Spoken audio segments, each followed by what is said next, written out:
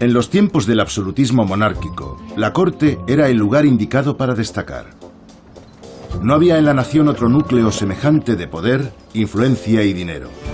Pero la vida en la corte también era un juego de apuestas a todo o nada, y se podía salir airoso o desairado. Hasta los reyes y las reinas podían perder la corona si no interpretaban correctamente el estado de ánimo de la corte. La suerte era un valor inestable. Ricardo II fue el primer rey de Inglaterra en recurrir al arte y la retórica para apuntalar una corte distinguida, trayendo nuevos aires a su reinado. Ricardo quería elevar la monarquía a un nivel completamente nuevo. Hasta entonces, el rey era el primero entre iguales. El cabecilla de la banda, sí, pero no dejaba de ser uno más. Sin embargo, Ricardo tenía anhelos de poder absoluto y quería que lo venerasen casi como a un dios. Fue el primer monarca que impuso el tratamiento de Su Alta Majestad, Su Alteza Real o incluso Su Alteza Serenísima.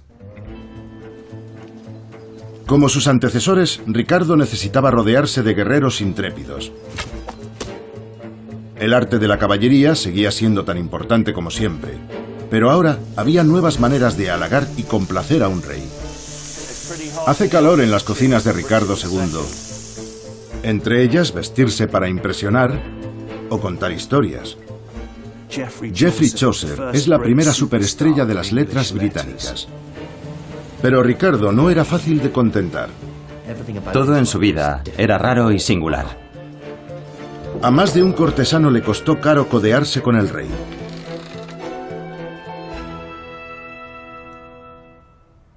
Era una persona susceptible, irascible y suspicaz, además de quisquillosa y afeminada.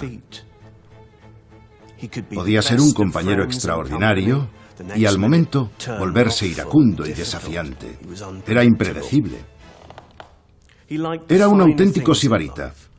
Le gustaba la ropa, la comida, la arquitectura. Tenía una gran sensibilidad artística en una época en la que nadie se interesaba por esas cosas. Se casó 2 veces, pero mantuvo estrechas relaciones de amistad con otros hombres, que fueron una fuente de rumores. Ricardo era demasiado complejo, demasiado moderno para su tiempo, y acabó pagando un alto precio.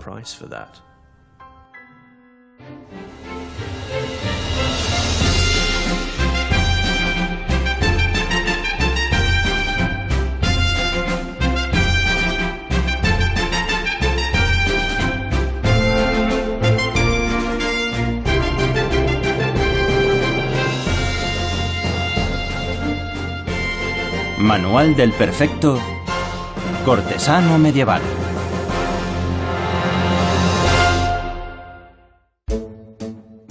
Regla número 1. Lucha por tu rey.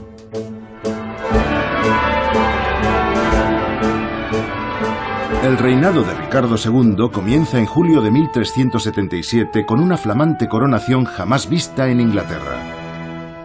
Una cabalgata de 3000 cortesanos recorre las calles de Londres hasta Westminster.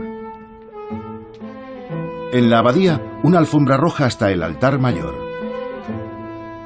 Según un cronista de la época, fue un día de gozosa alegría y resonar de trompetas.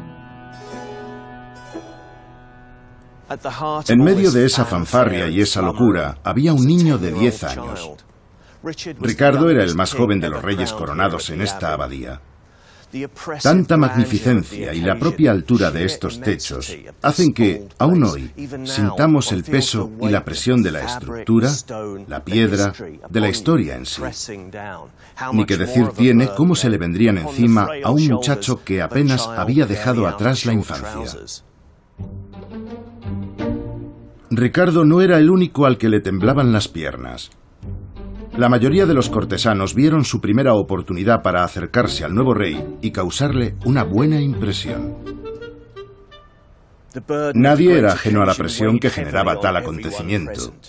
Los cortesanos, los invitados, los obispos y los criados, todos sabían que debían cumplir con su papel a la perfección. Cualquier desliz sería visto por la supersticiosa mente medieval como un signo de mal agüero en ese reinado de Ricardo que ni siquiera había comenzado. Entre gente tan variopinta, la figura más ilustre era la del llamado campeón del rey. A lomos de un espléndido corcel y cubierto por una armadura, estaba dispuesto a retar, en un combate a muerte, a todo aquel que desafiase los dictámenes de Ricardo. Ningún otro cortesano destacaba por encima del campeón del rey.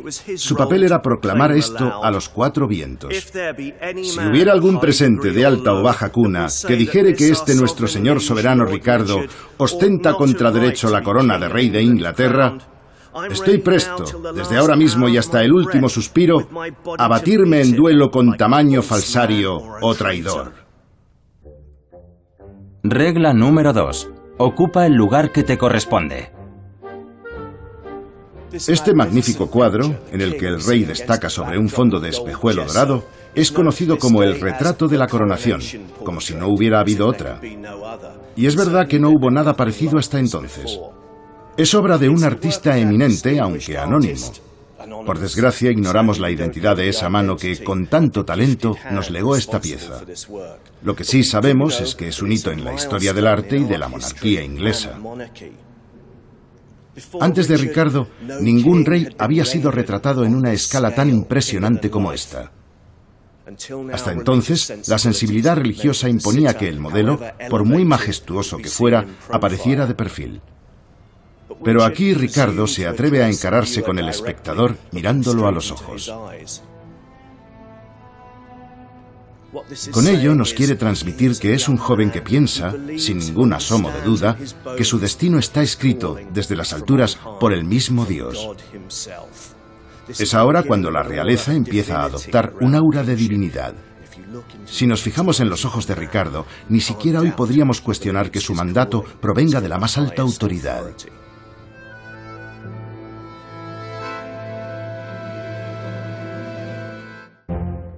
Regla número 3. Viste para impresionar. Si uno quería prosperar en la corte de Ricardo, debía ir un paso por delante con respecto a las últimas tendencias. El propio rey era tremendamente atildado en el vestir. Llenaba su guardarropa de pieles, terciopelos y prendas doradas.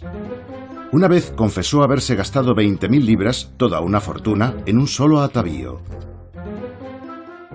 Los cortesanos debían ir siempre impecables de arriba a abajo. Creemos que somos los primeros que andamos preocupados por dejar huella, pero en el siglo XIV los cortesanos vigilaban muy bien sus movimientos. La gente se desvivía por no dar un paso en falso. En la ciudad medieval de Lavenham, famosa por sus prendas de vestir, Paul Ragg está cosiendo un zapato puntiagudo propio de la época, los pulains o botas polainas. Hola, Paul. Hola. Soy Steven.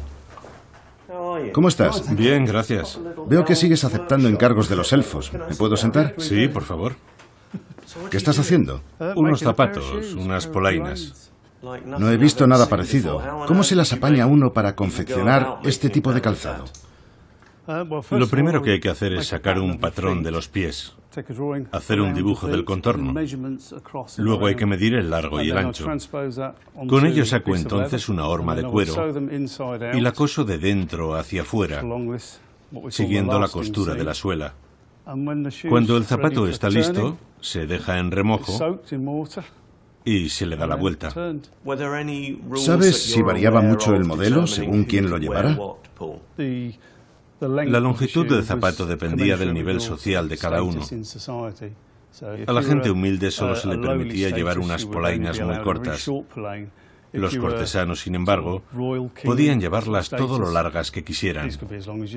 Sin límites, entonces. Has sido muy amable al hacerme unas a mí. Gracias. ¿Son estas? No, las tuyas son... ¿Están ya? Estas. Rojo pasión. Vaya, qué maravilla. Creía que serían más largas, pero servirán. ¿Me las pruebo? Claro. Y para completar el modelo, ¿cómo pesa? No olvides el sombrero. ¿Sombrero? ¿En serio? Sí. Bien. ¿Hay algún sitio donde pueda no ponerme cómodo? ¿Por ahí? Sí. Bien. Disfruta.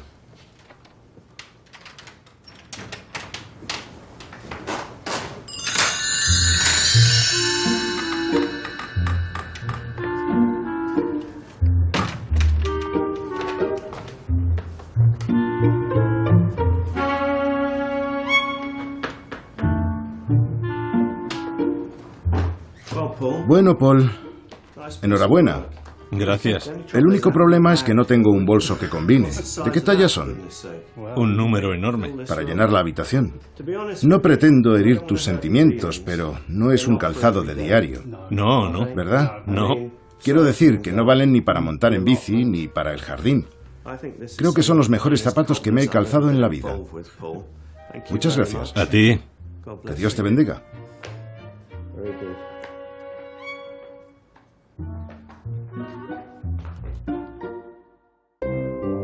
Regla número 4. Da sabios consejos. Ricardo pasó la niñez eclipsado por la figura de su padre, el príncipe negro. Un guerrero feroz y despiadado que siempre andaba librando batallas. Su prematura muerte le barrió toda opción de subir al trono e hizo que la corona pasase directamente al pequeño Ricardo. ¿Quién entonces podría asesorar al joven rey? Lo que le hacía falta a Ricardo era un modelo a seguir, una figura paterna. Y no eran pocos los candidatos. Estaba su tío, Juan de Gante, sus tutores, Simon Burley y Guichard d'Angle, e incluso el chambelán de la familia, llamado Aubry de Villa. Sin embargo, el más capacitado era el arzobispo de Canterbury, el mismo que le había puesto la corona a Ricardo el día de su proclamación. Me refiero al piadoso Simon Sudbury. Sudbury fue siempre un leal servidor de Ricardo. Tras la muerte del príncipe negro, calificó al rey como un hijo virtuoso y la viva imagen de su padre. Ricardo lo convirtió en uno de sus preceptores de confianza. Pero en 1381, durante la conocida como la Revuelta de los Campesinos, ser la mano derecha del rey lo ponía en el punto de mira.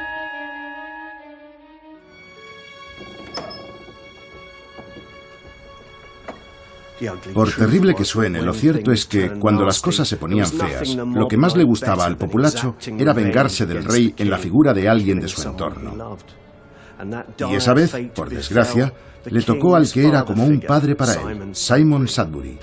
Aquello fue un golpe para Ricardo y para el propio Simon. Esta iglesia de San Gregorio aún custodia un tétrico recordatorio de aquel desenlace.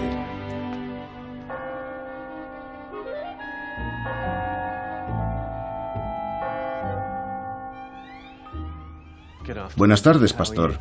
Buenas tardes. Bienvenido a la iglesia de San Gregorio. Gracias. Tengo entendido que aquí se guarda una reliquia increíble de Simon Sudbury. Sí, se podría llamar así. Está aquí, sí. Por aquí, Steven. La cabeza está justo aquí. ¿Cabeza? Sí, cabeza. ¿Una cabeza? Aquí la tienes. ¡Madre mía! Esta es la cabeza de Simon Sudbury. Y digo bien cabeza, no calavera, porque aún hay restos de carne, piel y cartílagos. ¿Y cómo se llega a ese proceso de momificación? Bueno, fue decapitado en la Torre Blanca, víctima de la revuelta de los campesinos. Luego ensartaron su cabeza en una pica sobre el puente de Londres. Al parecer, aquel fue un verano muy caluroso, y yo creo que eso influyó en esta especie de momificación. Entonces la buena gente de Sudbury se apiadó de aquella cabeza y decidió devolverla a su ciudad natal, que es aquí donde estamos ahora, y de donde no se ha movido desde hace más de 600 años. ¿Podemos sacarla para verla? No podemos tocarla. ¡Qué pena! Pero si quieres, te puedo contar algo más sobre ella. Claro. Algo que yo mismo vi en una ocasión. En la parte posterior del cráneo aún se pueden ver las marcas de la decapitación. Según los historiadores, hubo que aplicar 7 hachazos. Tuvo que ser horrible.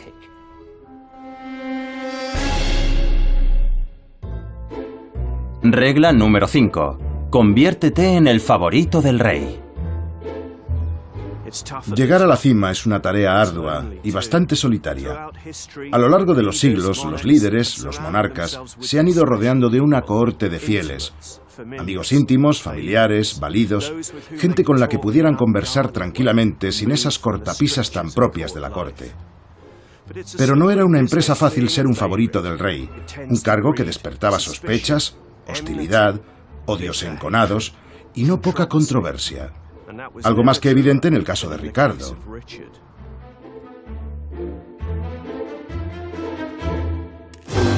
A uno de aquellos privados del rey se le miraba con más recelo que a ningún otro. Se llamaba Robert de Vere, el 9º conde de Oxford. Esta es su residencia. El carácter tan íntimo de su relación con Ricardo fue motivo de resquemor e incluso de escándalo.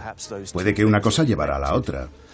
Thomas Walsingham, un señalado cronista de la época, que podría darle sopas con onda a los reporteros de la actual prensa amarilla, dejó escrito sobre aquella relación. Según algunos rumores, su intimidad con Lord Robert, así como su profundo amor y afecto por él, no están exentos de una cierta mácula de obscenidad. O, por decirlo en el latín de Walsingham, Ricardo era culpable de familiaritatis obsoenae. Al lado del castillo, una descendiente de Vere, Demitra Lindsay, sigue viviendo en la casa de la familia.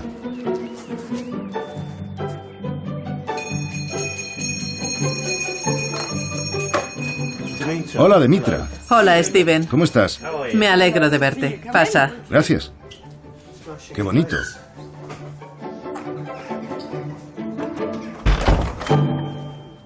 Me gustaría que hablásemos de tu célebre antepasado y de su amistad con el rey. ¿Qué cosas tenían en común? ¿Cuál era el vínculo que los unía?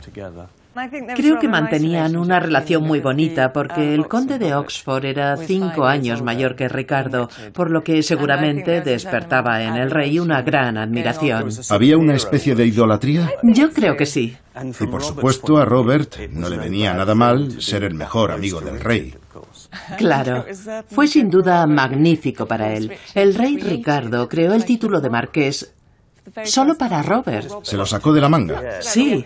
E imagínate la cara de todos esos condes cuando vieran que de pronto existía un nuevo título al que no podían aspirar.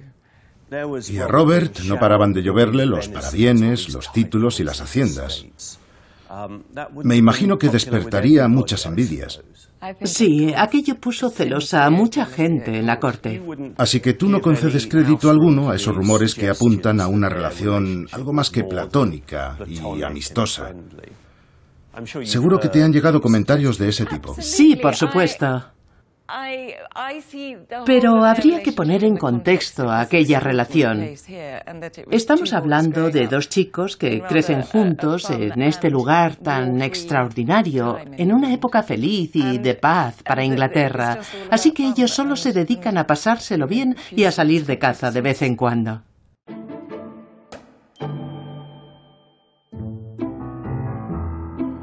De Vere y otros favoritos del rey terminarían por caer en desgracia.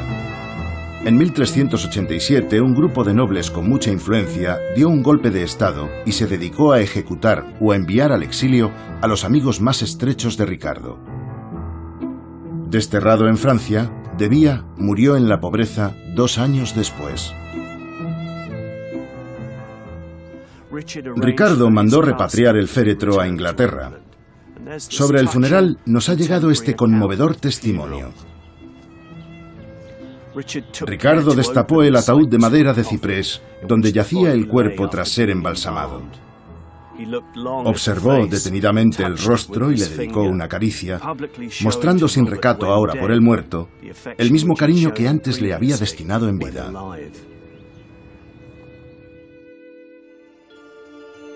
Regla número 6. Adéntrate en la mente del rey.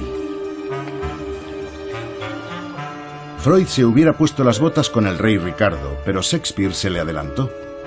En su obra Ricardo II penetra en los rincones más oscuros de la mente del monarca. David Tennant encarna con gran éxito la figura del rey para la Royal Shakespeare Company. Ni toda el agua del áspero mar puede quitar el óleo a un rey ungido.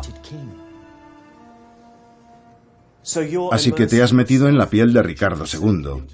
¿Qué se siente al estar en su pellejo cada noche? Bueno, hay algo especial en eso de sumergirte en una fanfarria de trompetas cada vez que te subes al escenario. Es una experiencia muy... ¿Muy qué? Es evidente que hace que te hinches como un pavo. Y no resulta difícil imaginar hasta qué punto estarías trastornado si vivieras así. ¿Entiendes por qué Ricardo adoptó esos aires de grandeza?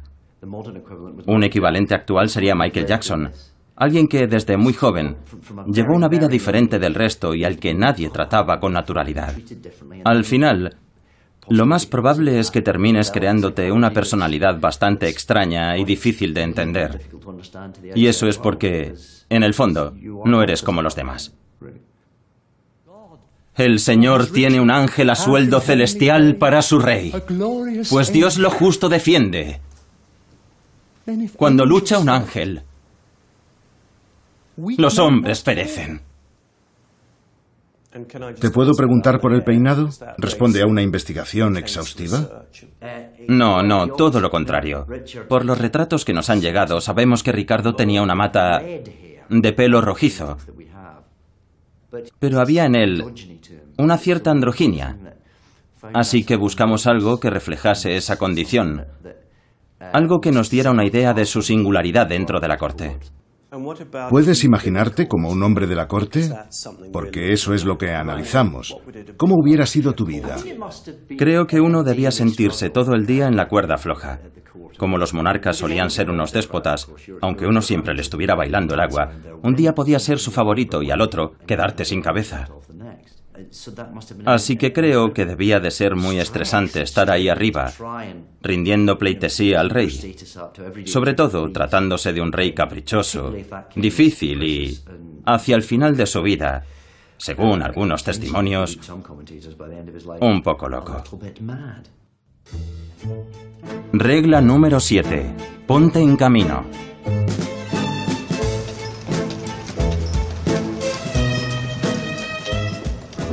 En la Edad Media, a un rey no le bastaba con reinar.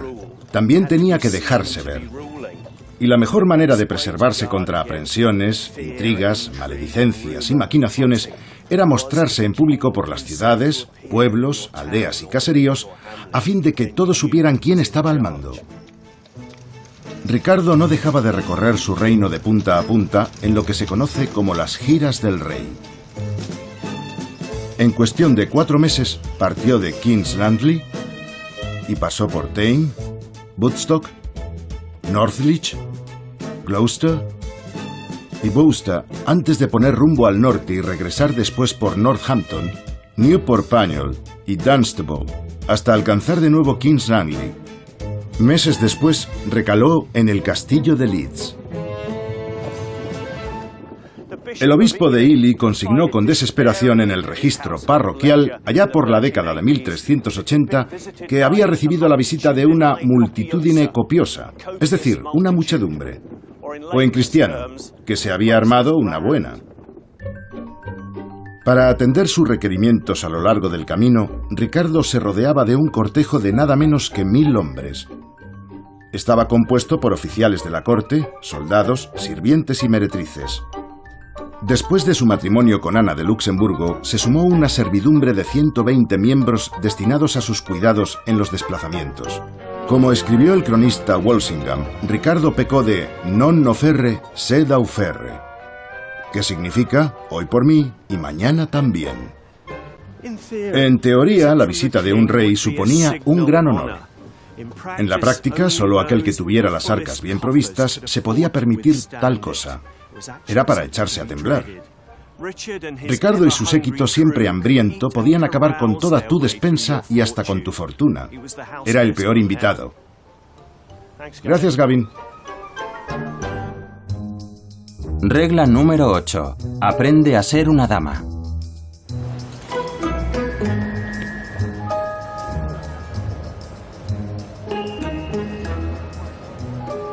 En el medievo, la corte era un sitio solo para hombres. Los muchachos se preparaban para cosas tales como ir a la guerra o defender las fronteras. Y una mujer de bandera pululando por ahí era sinónimo de inestabilidad, de guerra civil incluso, lo que no estaba bien. Pero todo eso cambió por completo con la madre de Ricardo, la, ¿cómo decirlo?, peculiar y tal vez licenciosa Juana de Kent. Ella fue la verdadera musa erótica de la Edad Media. Le encantaban las joyas y los vestidos, cuanto más ceñidos y escotados mejor. Para escándalo de todos, tenía 2 maridos a la vez y ninguno de ellos era el padre de Ricardo. Juana supo emplear sus encantos para serenar a Ricardo en sus disputas. Durante una discusión acalorada entre el rey y su tío, un testigo señaló que, por fin, gracias a la loable intermediación de Lady Juana, cesaron las hostilidades. Juana fue toda una pionera. Abrió un camino que recorrerían otras mujeres. En el Museo Victoria and Albert de Londres hay una pieza extraordinaria sobre la vida de la mujer en la corte. Los tapices de caza de Devonshire, como se les conoce, ocupan unos 40 metros. Y son, en mi opinión, la mejor representación del discurrir cortesano en la Edad Media. Esta gente está en medio de una batida, pues se trata de una escena de caza. Pero a que parece que están celebrando una fiesta al aire libre. Llama la atención la cantidad de damas que se asoman desde el tapiz.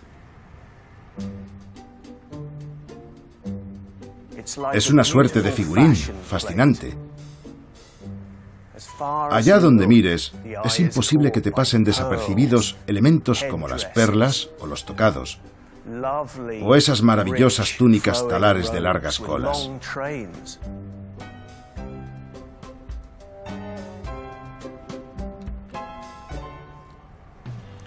Ricardo congeniaba muy bien con las mujeres de la corte. A fin de cuentas era un pacifista y eso hizo que bajo su reinado floreciera otro tipo de virtudes más civilizadas, si queremos decirlo así, como el estudio y la erudición. Nada que ver con aquel ambiente tan viril de otras épocas como la de su padre o cualquier otro monarca medieval. Pero las mujeres que escalan puestos en la pirámide social siempre acaban sacando de quicio a algunos. Walsingham, el cronista, se lamentaba de que los caballeros de la corte eran más de Venus que de Marte, más avezados en las maniobras de alcoba que en las de la batalla.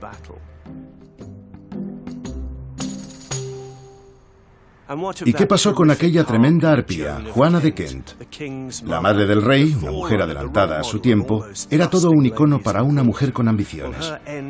El destino no pudo depararle un final más sórdido. Ricardo era un niño de mamá, y sin embargo fue el responsable último de su muerte en unas circunstancias de lo más trágicas y escalofriantes. El rey pensó que había sido traicionado por su hermanastro y lo condenó a morir.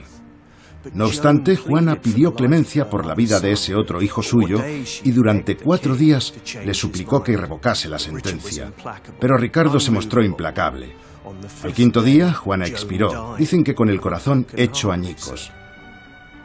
Caprichoso y obstinado hasta el final, Ricardo acabó perdonándole la vida a su hermanastro. Un poco tarde para Juana. Regla número 9. Date un baño.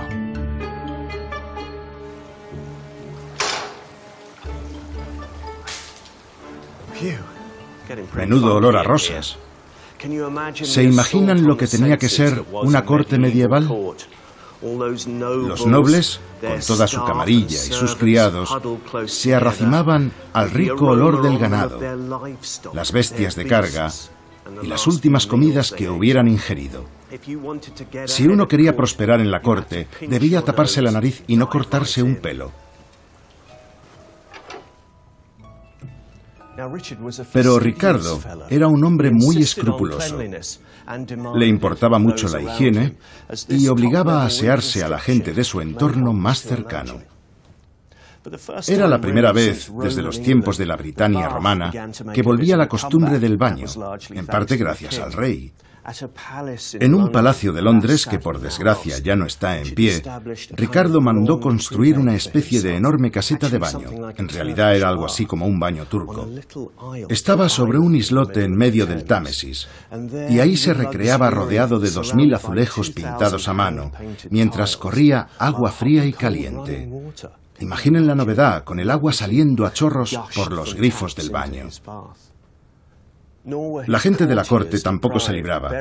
Hay que tener en cuenta que aquella era una época en la que no solo echaba peste el populacho. El rey también pensó en el alivio y la comodidad de los demás, y así en el mismo palacio había letrinas de uso común. Los historiadores llevan tiempo buscando indicios de estas letrinas, pero hasta el momento no han dado con nada.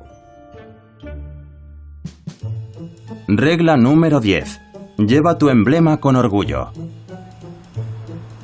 El Colegio de Armas es la institución que vela por la heráldica en Inglaterra. La gente sigue acudiendo aquí para hacerse con su escudo de armas, pero junto a algunos muy distinguidos hay otros menos célebres. Los cortesanos lucían el emblema real como una forma de proclamar su lealtad a prueba de bombas.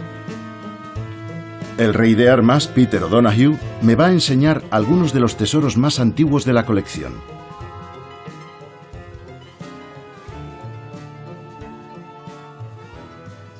Ricardo II fue el primer rey en utilizar el emblema, en lugar del escudo de armas, como un símbolo de sí mismo, de su propia identidad. Los escudos de armas iban asociados al cargo de rey, a la corona y su linaje. Pero podía tener otro uso. Era una forma de sumar a su causa lo que llamaríamos afinidades. Grupos de hombres dispersos por todo el país juraban lealtad al rey tras adoptar una insignia determinada. Este manuscrito nos aclara cuáles fueron los emblemas que adoptó Ricardo. La rama de retama, por supuesto, que era el distintivo de la casa de Plantagenet, el sol y el ciervo blanco. Este último es el que más se asocia con Ricardo. Sí, es un símbolo que tiene un fuerte vínculo con Cristo, pues representa cosas como la humildad y el sacrificio, que eran virtudes con las que Ricardo se identificaba profundamente. Perfecto. Supongamos que uno lleva el emblema y los colores del rey. ¿Significa que algún día se me recompensará con una determinada cantidad de dinero o...? No solo con dinero, también con poder o contactos. Es increíble la cantidad de tribunales que dictaban sentencia en aquel tiempo. Así que solo por llevar el emblema real te podías evitar muchos problemas. También era un símbolo de extorsión. Algunas familias de terratenientes que habían optado por el bando equivocado se podían encontrar en la puerta de su casa con una banda de rufianes, tocados con la insignia real. Has dicho bandas. ¿No suena a esas guerras de tribus urbanas, tipo los Bloods y los Crips de Los Ángeles? ¿Había que tomar partido por alguna pandilla? Hay algo de eso, sí. Así es como se veía entonces, pues todo el mundo sabía que aquello era un problema. Entonces, Ricardo era muy partidario de las insignias, le parecían muy útiles. ¿Crees que, a la larga, fue una buena idea confiar tanto en ellas? No, no lo creo. El modo de obrar de Ricardo era más parecido al de un señor de la guerra o un prócer que al de un rey. Los reyes no debían reclutar milicias privadas, ya que ellos eran el Estado, su imagen y su personificación. Así que eso de que Ricardo reuniera a su servicio a una tropa de mercenarios, que era exactamente lo que hacía el resto de los nobles, fue algo bastante controvertido, por decirlo suavemente. Regla número 11. Ofrece un banquete.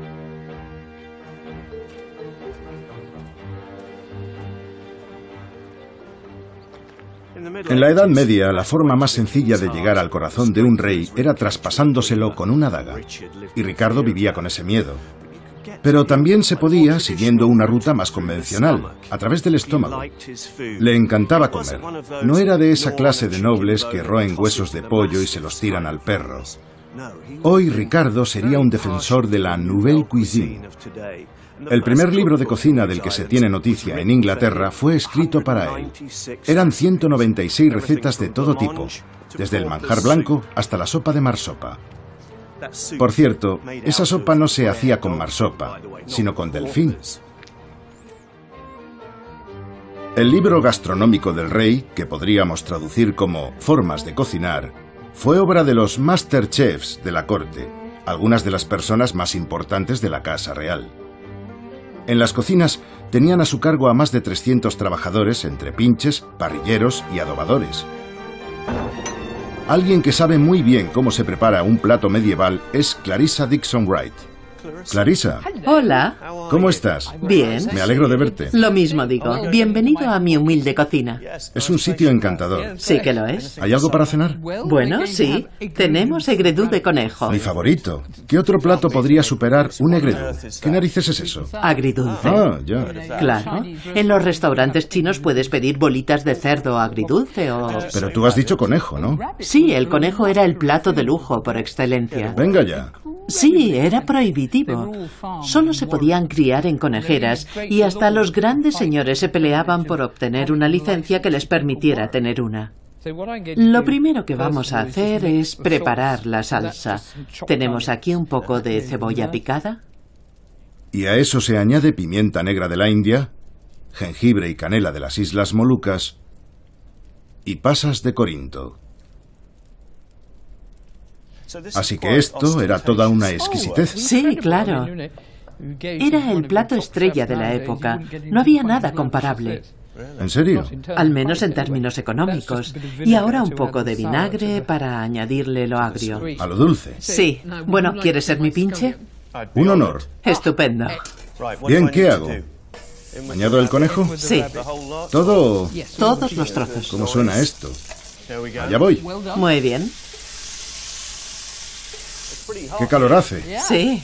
Qué buena idea haberme puesto un traje. ¿Por Genial. qué crees que lo haces tú? Ya, claro. Hace bastante calor en las antiguas cocinas de Ricardo II. Huele a Navidad. Por la canela. Ya. ¿Cómo lo ves? Perfecto. De verdad, perfecto. ¿Y lo dejamos cocer? ¿Cuánto? Unos 35 o 40 minutos más o menos.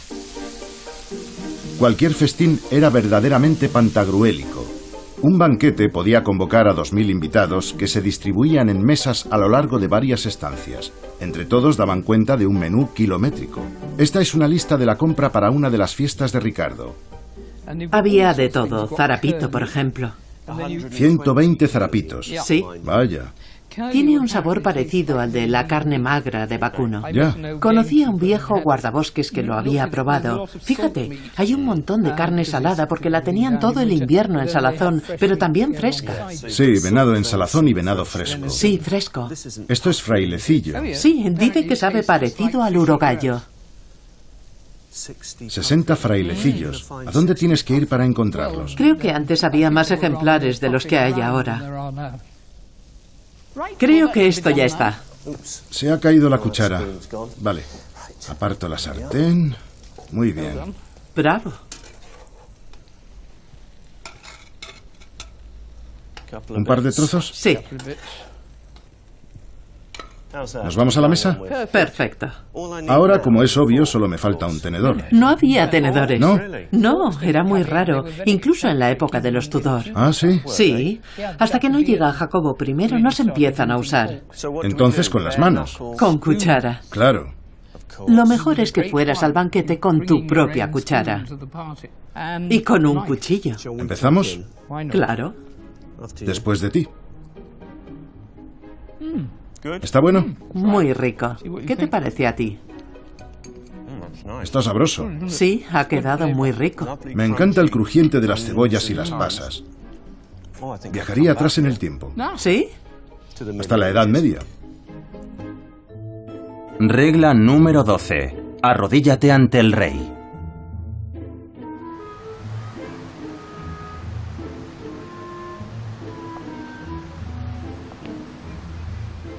Uno de los mayores tesoros del reinado de Ricardo se encuentra aquí, en la National Gallery. Es curioso que, aunque no despierte demasiada atención, no deja de ser casi tan enigmático y misterioso como la Mona Lisa de París. La obra pone de manifiesto que Ricardo fue el primer monarca inglés que sintió verdadera pasión por el arte y que además supo entender que podía sacarle un gran partido. Ricardo era un rey que no paraba y le vino muy bien hacerse con una parafernalia fácil de transportar. De todo lo que llevaba consigo, nada más eminente que este retablo, la pieza más excelsa que nos ha llegado de la pintura medieval británica. Se trata del Díptico de Wilton, una obra de arte, por supuesto, pero también tiene algo de reliquia sagrada.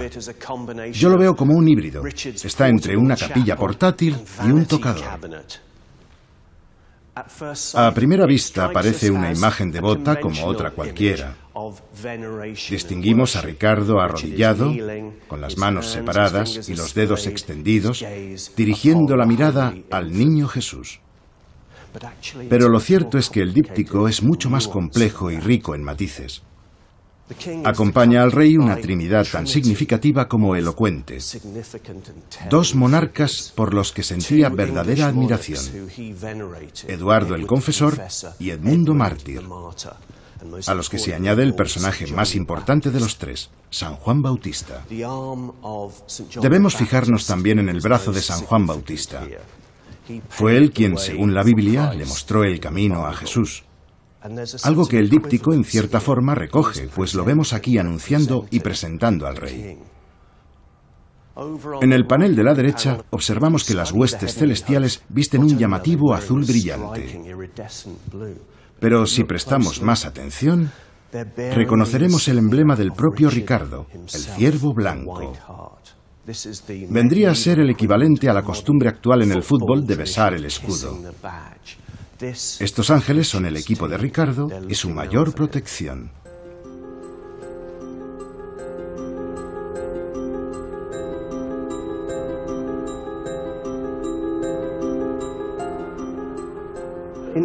Con todo su encanto y todo su recato, así a primera vista, la obra es un ejemplo mayúsculo de cuánta ambición puede llegar a albergar un rey. Ricardo y el artista bordearon peligrosamente la blasfemia al plantear que existe algún tipo de correspondencia entre el monarca, un hombre de carne y hueso, y el niño Jesús. Cualquiera que tuviera el privilegio de acompañar al soberano en sus viajes, en el momento en que viera cómo desembalaban el díptico y cómo el rey se hincaba de rodillas ante él, es muy posible que se hiciese esta pregunta: ¿quién adora a quién? ¿Acaso no se está venerando el monarca a sí mismo? Y hay otra cosa, más escandalosa si cabe, y que casi no se ve. Está en la parte superior del panel derecho. En lo alto del estandarte que porta un ángel con la bandera de San Jorge, hay una ilustración en miniatura, un camafeo de Inglaterra, la isla coronada, en palabras de Shakespeare. Tal vez el artista, léase Ricardo, se estaba atreviendo a sugerir que Inglaterra, su pequeño rincón en el mundo, ¿era la Nueva Jerusalén? ¿Y que el rey en persona había sido enviado aquí por el Señor como un nuevo Mesías?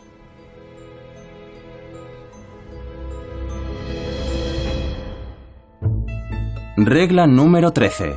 Suénate la nariz.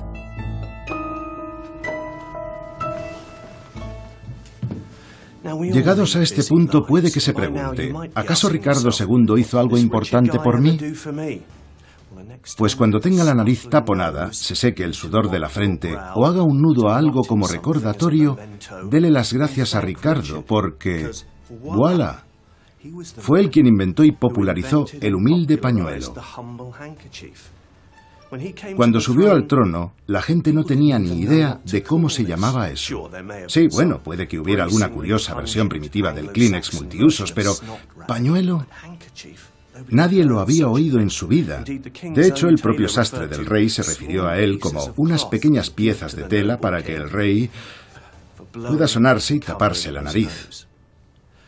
El pañuelo se convirtió en lo que tal vez sea el primer complemento en la moda británica, un elemento con el que dejarse ver en la corte. Hay quien ha apuntado que Ricardo tenía por costumbre repartir entre algunos de sus cortesanos sus pañuelos favoritos de seda y lino. Así que el que tuviera uno sabía que era un elegido. Regla número 14. Cuenta un cuento de los buenos.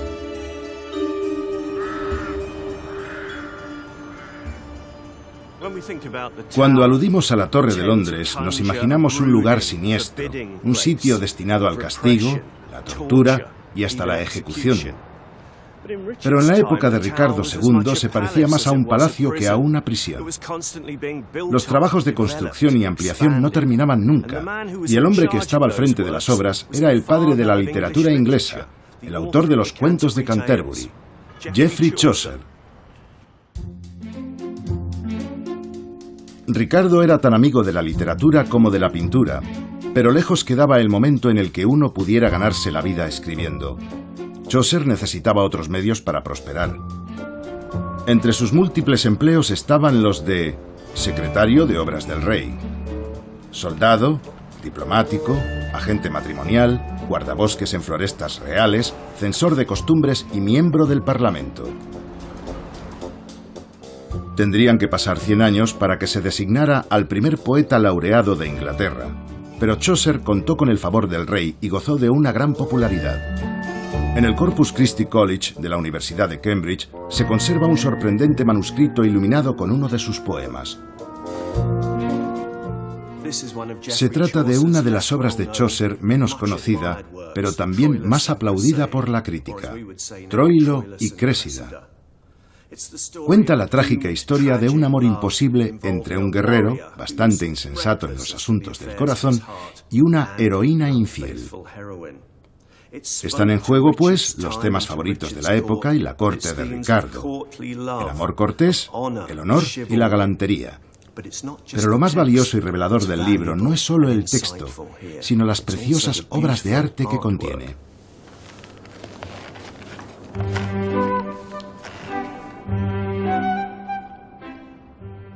Hay una escena magnífica, muy conseguida, que plantea una aventurosa Albión anclada, al parecer, en el tiempo. Reconocemos a Ricardo porque es el único que viste de lujo. Va cubierto de oro de arriba a abajo y hasta luce un sombrero áureo. Pero por raro que parezca, él no es el centro de atención. Ese honor le corresponde al propio escritor, a Geoffrey Chaucer, la primera superestrella de las letras británicas. Chaucer está recitando lo que enseguida será su nuevo superventas. Y para más Inri, rozando casi la herejía, no está subido a una tarima o algo parecido, sino a un púlpito. Solo le falta un alzacuellos. El hombre de letras que se nos muestra aquí se coloca en un plano de igualdad con un hombre de fe y un hombre de Dios. Todos los ojos están puestos en el poeta, deseosos de escuchar qué será lo próximo que tiene que decir. Todos, sí, menos Ricardo. Vemos al rey de pie y un poco retirado, dando la cara a la asistencia, a su corte, y como diciendo: ¿qué? ¿Os gusta? Disfruta de su papel de mecenas. Lo fue de una forma indirecta, pero sobre todo fue el responsable del espléndido florecimiento de las artes y las letras de Inglaterra. Esta es la primera gran época de la literatura británica. Aquel que supiera contar historias capaces de conquistar la atención del monarca tenía posibilidades de triunfar. Por una vez iba a ser verdad que la pluma es más poderosa que la espada. Regla número 15. Lo mejor es que seas de Cheshire.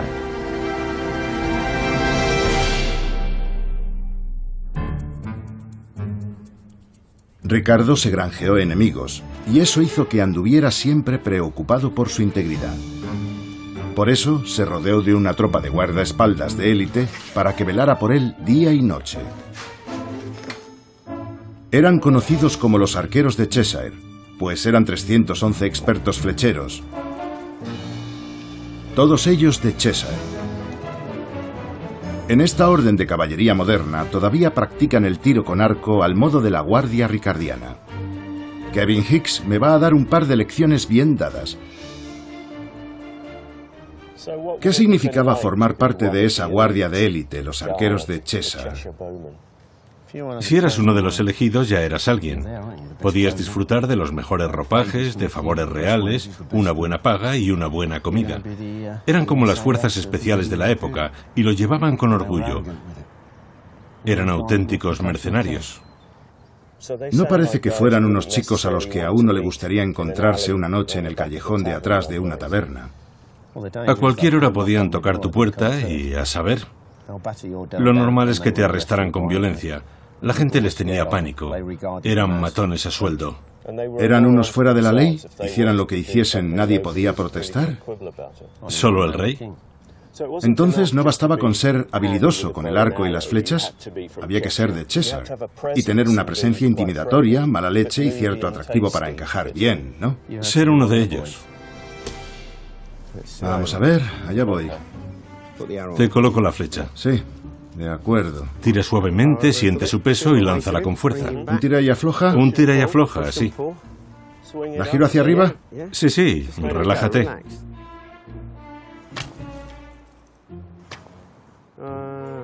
Lo pienso demasiado. Sí, y tienes la flecha en el lado que no es. Ya, tampoco es cuestión de no pensar nada. O sea que es así, ¿no? Exacto. Me dan ganas de agarrarla con fuerza, pero no es así. Así es como uno se rasga un dedo. Lo intento otra vez. Échate más hacia atrás. Mejor en altura, Sí. pero sigue siendo de principiante. ¿Erraste el tiro por 10 metros? Relájate, estás tenso. Lo estoy, sí. Te pongo la mano aquí, no te eches hacia Me atrás. estoy reclinando, vale. Vamos adelante, dispara. En toda la diana. Le has dado en una rodilla. ¿Otro intento? Se va a enterar. Sí. Tira. Eso es, otro blanco. Gracias. Muchas gracias, Kevin. ¿Estaba seguro? Ya, en lo más profundo de tu fuero interno. Regla número 16. Redacta un libro de normas. En la última década del siglo XIV, el férreo poder de Ricardo empezaba a tambalearse. Hasta los fastos de su coronación eran ya un recuerdo lejano. Por eso, ¿qué mejor que fijar las normas de la monarquía en una especie de manual para los reyes del futuro? Aquí, en la biblioteca de la Abadía de Westminster, se guarda el libro real.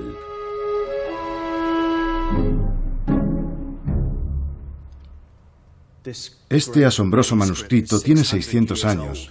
Es una pieza demasiado frágil y delicada como para poner las manos encima, pero está abierto por esta brillante y aún muy vívida ilustración que nos informa sobre lo que va a ocurrir. Vemos al monarca sentado en un trono de oro, mientras unos clérigos le colocan la corona sobre la cabeza. En estas páginas, que no me atrevo a tocar, se suceden las reglas, el ritual de la proclamación y las normas de procedimiento. Por ellas sabemos que una coronación debe celebrarse en domingo o día sagrado y que el rey ha de dirigirse atravesando la ciudad con la cabeza descubierta desde la Torre de Londres hasta Westminster. Luego, al llegar a la abadía, tiene que postrarse en el suelo. Afortunadamente para él, no es necesario que hinque la rodilla sobre el frío mármol. Sus ujieres tienen permiso para extender cojines y alfombras para que no se enfríe durante la ceremonia. Y como colofón, el rey recibe los misterios, o por decirlo de otra manera, las herramientas magistrales de su oficio: el anillo de la regia dignidad, la vara de la virtud y la equidad, el cetro de oro y la corona celestial. Y en un gesto final cargado de simbolismo, los nobles, reunidos en torno a su figura, blanden sus armas en dirección al monarca como una señal de vasallaje, de lealtad. Pero Ricardo ya veía cómo la lealtad y sus propios días estaban tocando a su fin. Regla número 17. Procura inmortalizar al rey. En abril de 1395, dos escultores londinenses, Nicholas Broker y Godfrey Prest, firmaron un prestigioso contrato para moldear en bronce dorado las efigies de Ricardo y su esposa, previstas para un mausoleo en la abadía de Westminster. En ese momento Ricardo tenía 27 años, pero entonces la muerte siempre estaba a la vuelta de la esquina. En la Edad Media no era raro que la gente de alta alcurnia invirtiera su tiempo y dinero preparándose para la otra vida. Me refiero al diseño de tumbas y de efigies. Era una forma de asegurar el patrimonio y también de poder levantar un santuario, un lugar al que los familiares y seres queridos pudieran acudir a rezar y a rogar por el finado, con vistas a que su alma pasase el menor tiempo posible en el purgatorio antes de su ascenso a los cielos. Pero esto era otra cosa. Se trata de una de las obras más caras dentro de la arquitectura funeraria de la época medieval. Y tampoco era nada corriente que se preparase una doble efigie. Ricardo yace para toda la eternidad acompañado de su primera esposa, Ana. El rey dio su visto bueno a un boceto que hoy por desgracia no conservamos, y Broker y Prest se pusieron manos a la obra. El esmero que pusieron para lograr un verdadero parecido con el original no fue normal. Es una obra maestra de una exquisitez puramente medieval, los términos casi contrapuestos hasta Ricardo II. Anuncia la sofisticación del Renacimiento.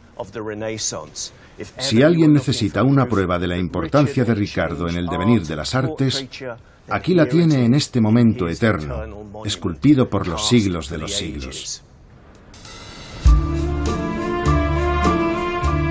Ricardo no podía siquiera sospechar que los trabajos de su sepulcro acabarían in extremis. El rey se había convertido en un tirano paranoico. Cuando le arrebató de mala manera las tierras a su primo Enrique IV, empezó a cavarse su propia tumba.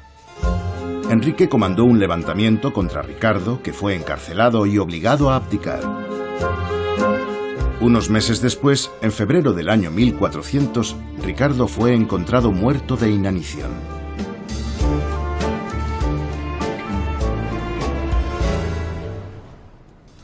El epitafio está en latín, pero admite esta traducción. Prudente y elegante, Ricardo, segundo por su juramento, rendido ante la fatalidad, yace aquí en efigie y bajo el mármol. Fue dueño de sus palabras y ecuánime en el obrar, hermoso de cuerpo y noble de corazón, como lo fue Homero. Abatió al orgulloso y aplastó a quien quiera que violase la prerrogativa real. Laude Cristo misericordioso, a quien adoraba. Laude el Bautista, a quien veneraba. Ojalá vuestras oraciones puedan salvarlo.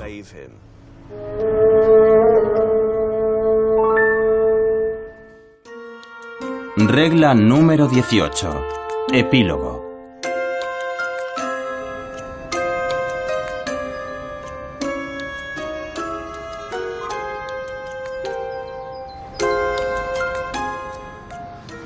Ricardo II coqueteó con lo blasfemo cuando quiso verse como un elegido con una misión divina en la que su Inglaterra sería una nueva Jerusalén. Sin embargo, más bien se convirtió en algo tan exótico como maravilloso, una nueva Sanadú. Allá donde estableciera su corte, siempre tan inquieta, se convertía en la máxima expresión de todo lo que ennoblece la vida, es decir, el arte, la escultura, la pintura, la poesía, el buen vivir, buen comer y beber, los vestidos primorosos. Lo que pasa es que, aun siendo un magnífico mecenas de las artes, también fue un rey pésimo, y tanto su legado como el recuerdo del hombre en sí son conflictivos y contradictorios. Por un lado, dio paso a la primera edad de oro de las artes inglesas, por decirlo así. Por otro, a él le debemos el derecho divino de los reyes. El tirano que puede amasar una fortuna ilegal y cometer todo tipo de tropelías. El reinado de Ricardo II es, en la historia británica, un gran momento. ¿Y si no se hubiera peleado así con su primo? ¿Y si no hubiera consentido tanto a sus mascotas, a esos favoritos de la corte? Quizá entonces estas islas húmedas e insondables podrían haber sido testigos del primer brote del Renacimiento en la Europa de Poniente. Pero ese privilegio le correspondió a Italia, y se lo contaremos en otro episodio.